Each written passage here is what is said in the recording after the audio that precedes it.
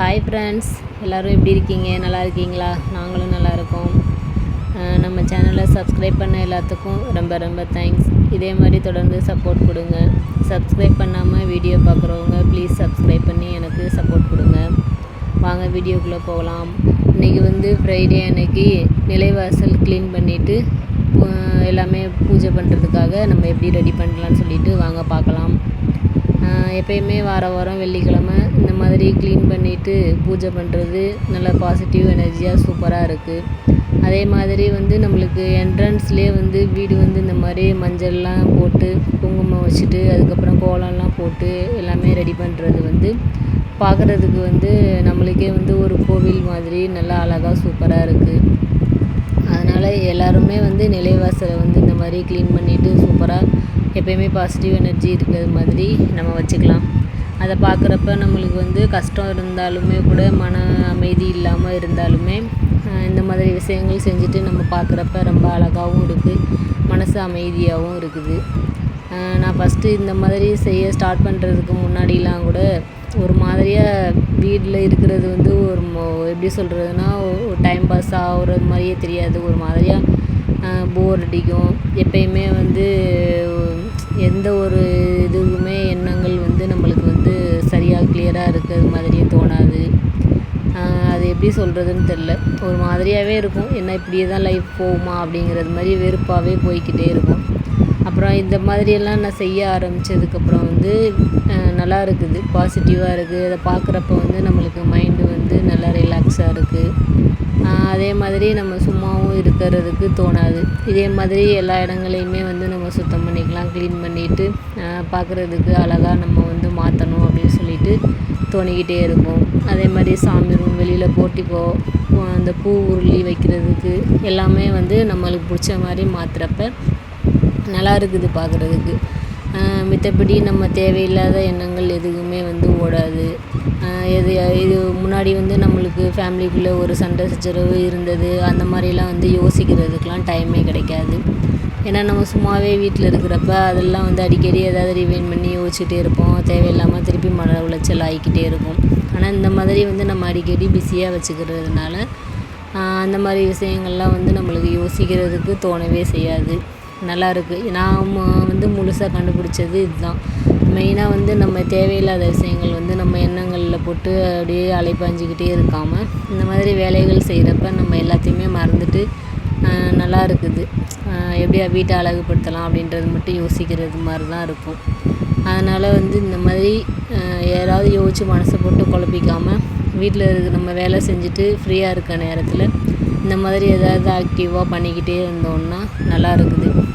யாருக்காவது இந்த மாதிரி தோணுச்சுன்னா கண்டிப்பாக ட்ரை பண்ணுங்கள். நல்லாயிருக்கும். உங்களுக்கும் மனசு அமைதி கிடைக்கும். தேவையில்லாத விஷயங்கள் ஏதாவது கண்ணா பின்னான்னு நம்ம யோசிக்கிறதுக்கு தோணாது.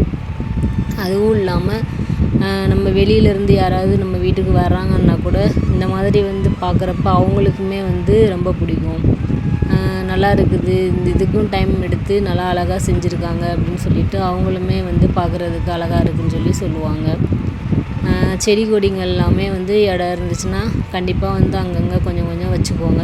வச்சுட்டு பக்கெட்டில் இந்த மாதிரி வாளி, ஏதாவது பெயிண்ட் வாளிலாம் இந்த மாதிரி இருக்கிறதெல்லாம் தூக்கி போடாமல் அந்த மாதிரி செடிங்கள்லாம் நம்ம வச்சுக்கிட்டோம்னா எப்பயுமே நம்மளுக்கு அது தண்ணி ஊற்றிட்டு அதுங்கக்கிட்ட உட்காந்து கை வச்சு தொட்டு பார்த்து யூஸ் பண்ணுறப்ப ரொம்ப பிடிச்சிருக்கு.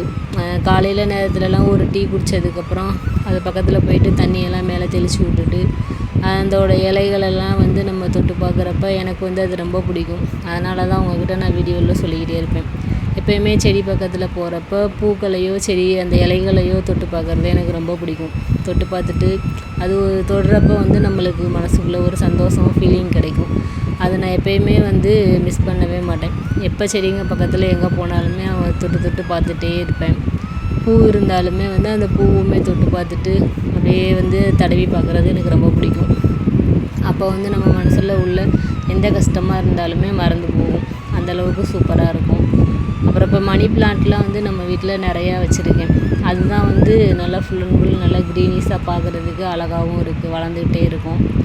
அப்புறம் மித்த செடிகள் எல்லாமே சூப்பராக வளர்ந்துருக்குது. உங்களுக்கு போன தடவையுமே கூட ஷார்ட்ஸ் கொடுத்துருந்தேன். லாங் வீடியோவுமே வந்து செடிங்க எல்லாமே ஃபோட்டோ எடுத்து வீடியோ எடுத்திருந்தது வந்து கொடுத்துருக்கேன்.